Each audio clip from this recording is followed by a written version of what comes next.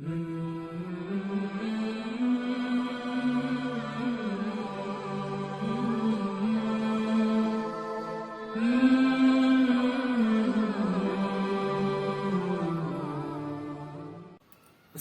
আলাইকুম ওয়া রাহমাতুল্লাহি ওয়া বারাকাতুহু।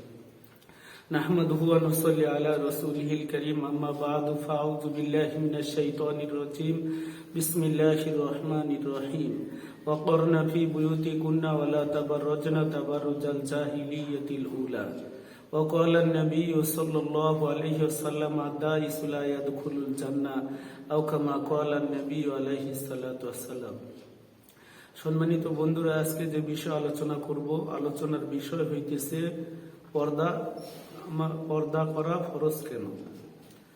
আল্লাহ পাক রব্বুল আলামিন কোরআনে কারীমের ভিতরে বলেন, ওয়া করনা ফি বুয়ুতিকুন্না ওয়া লা তাবাররাজনা তাবাররুজাল জাহিলিয়াতিল উলা।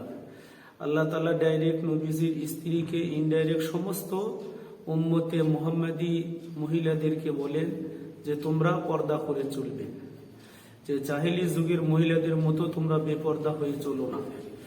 হাদিসে পাকের ভিতরে আল্লাহর পয়গম্বর বলেন যে একজন বেপর্দা নারীর কারণে 4 জন পুরুষ জাহান্নামে যাবে। 1 নম্বর মেয়ের বাবা, 2 নম্বর স্বামী, 3 নম্বর মেয়ের বড় ছেলে, 4 নম্বর মেয়ের বড় ভাই। এই 4 জন পুরুষকে একজন বেপর্দা নারীর কারণে জাহান্নামে যাইতে হবে। আল্লাহর পয়গম্বর বলেন, আদ-দাইসু লা ইয়াদখুলুল জান্নাহ, দায়ুস ব্যক্তি আল্লাহর জান্নাতে যাবে না। তাহলে দায়ুসকে, দায়ুস হলো ওই সমস্ত অভিভাবক যাদের অধীনে তার মেয়ে থাকে, যাদের অধীনে মেয়েরা থাকে, বোনেরা থাকে, কিন্তু তারা পর্দা করায় না, এই জন্য তারা দায়ুস হবে। দায়ুসু লা ইয়াদখুলুল জান্নাহ, এই দায়ুস ব্যক্তি যত নামাজ পড়ুক, রোজা করুক, হজ করুক, যাকাত দিক, যত যা কিছু করুক না কেন, কোনো কিছুই কবুল হবে না। কারণ হইতেছে নামাজ যেরকম ফরজ, রোজা যেরকম ফরজ, ঠিক পর্দা করা আল্লাহ পাক রব্বুল আলামিন ফরজ করে দিয়েছেন। সূরা আহজাব, সূরা নূর খুলে দেখেন, আল্লাহ পাক রব্বুল আলামিন পর্দার কথা সেখানে বলেছেন যে পুরুষেরও করতে হবে পর্দা, মহিলাদেরকে পর্দা করতে হবে। সূরা নূরের ভিতরে আল্লাহ বলেন, কুল্লিল মুমিনিনা ইয়াগুদ্দু মিন আবসারিহিম ওয়া ইয়াহফাযু ফুরুজাহুম, হে পুরুষ তোমরা কি করো, তোমাদের দৃষ্টিকে নিম্নগামী করো এবং তোমরা লজ্জাস্থানের হেফাজত করো। পাশাপাশি মহিলাদেরকেও আল্লাহ তাআলা বলেছেন। কিন্তু আজ আমরা বেপর্দা হওয়ার কারণে আজকে সমাজে এত ইফটিজিং, নারী ধর্ষণ, নারী নির্যাতন এগুলো আজ সংঘটিত হইতেছে। যেহেতু তেঁতুল দেখলে কি আসবে, মুখে পানি আসবেই। এই জন্য মহিলারা, মা বোনেরা, এরা পর্দায় থাকার জিনিস। যদি এরা পর্দায় না থাকে তাহলে অবশ্যই ইফটিজিং হবে, নারী ধর্ষণ হবে, এবং ইফটিজিং, নারী ধর্ষণ, নারী নির্যাতন এগুলো হতেই থাকবে, যেগুলো আজকে আমরা পেপার পত্রিকা খুললেই অহরহ দেখতে পাইতেছি যে নারীদের কারণে পৃথিবীতে সর্বপ্রথম ফিতনা ফাসাদ সৃষ্টি হয়েছে।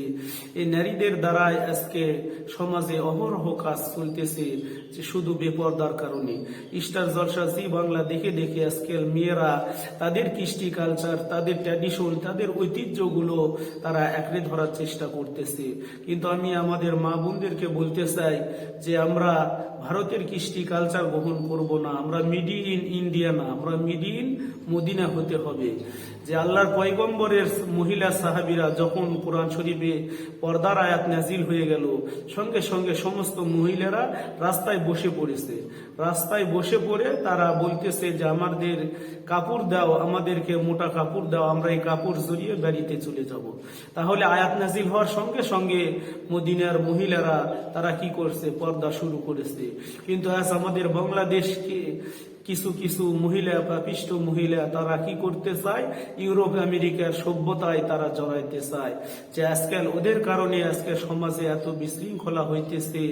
এই জন্য দায়ী পুরুষেরাই, যে পুরুষরাই আজকে মহিলাদেরকে এরকম পাতলা পোশাক পরিধান করাইতেছে। আল্লাহর পয়গম্বর বলেন, ওয়ানিসাউন কাসিয়াতুন আরিয়াতুন মুমিলাতুন মাইলাতুন, যে শেষ জামানায় মহিলারা থাকবে যে যারা কাপড় পরার পরে উলঙ্গ সাব্যস্ত হবে, যে এত পাতলা শাড়ি পরবে, এত পাতলা থ্রি পিস পরবে, যেগুলো পরার কারণে তারা কি হবে, উলঙ্গ সাব্যস্ত হবে। টাইট ফিটিং জামা কাপড়, এটা পুরুষের জন্য হারাম, মহিলাদের জন্য আর আরো ডবল হারাম।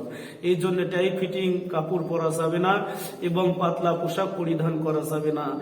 আর আল্লাহ পাক রব্বুল আলামিন সূরা আহজাবের ভিতরে আল্লাহ বলেন, ইয়া আইয়ুহান নবী, হে আমার নবী, কুল্লি আজওয়াজিকা, আপনার স্ত্রী ও বানাতিকা ও নিসাইল মুমিনিন, যে হে নবী আপনার স্ত্রী, আপনার মেয়ে এবং মুমিন নারীদেরকে বলে দেন তারা যেন তাদের বক্ষের উপরে, তাদের বুকের উপরে মোটা কাপড় কি করে সরায়া রাখে। যালিকা আদনা ইউরাফনা ফালা ইউজাইন, যে তাদেরকে টিচিং করা হবে না, উত্ত্যক্ত করা হবে না। আল্লাহ পাক রব্বুল আলামিন সরাসরি বলে দিলেন। এই জন্য আমাদের পর্দা পুশিদা করতে হবে, আমাদের ছেলে মেয়েদেরকে পর্দা পুশিদা শিক্ষা দিতে হবে এবং আমাদেরকেও পর্দা করতে হবে। যে আজকে অনেক যুবক আছে, তারা কি করে, মহিলাদের দিকে দৃষ্টি দিয়ে হা করে তারা কি হয়, ক্রাশ খায়, নাউজুবিল্লাহ। যে ক্রাশ খাওয়া এটা কি চোখের একটা কুদৃষ্টি। আল্লাহর পয়গম্বর বলেন, যে ব্যক্তি চোখের কুদৃষ্টি থেকে বাঁচবে, আল্লাহ পাক রব্বুল আলামিন তাকে ইবাদতের ভিতরে এমন একটা মজা দান করবে যে মজা তারা কোনোদিন অনুভব করে নেয়। এই জন্য আমরা কি করব, আমরা পর্দা পুশিদা করে চলবো এবং আমাদের ছেলে মেয়ে যারা আছে তাদেরকে পর্দা শিক্ষা দিব।